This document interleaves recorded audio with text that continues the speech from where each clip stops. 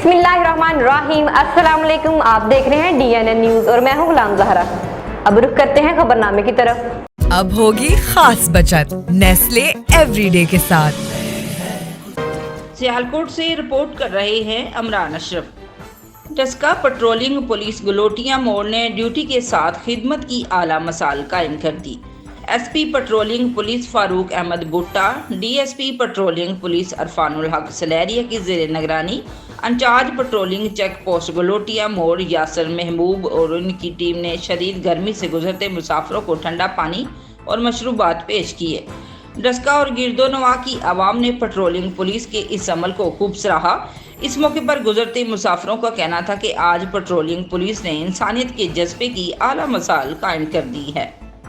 अब तक के लिए इतना ही। मज़ीद खबरों के लिए हमारे साथ रहिए।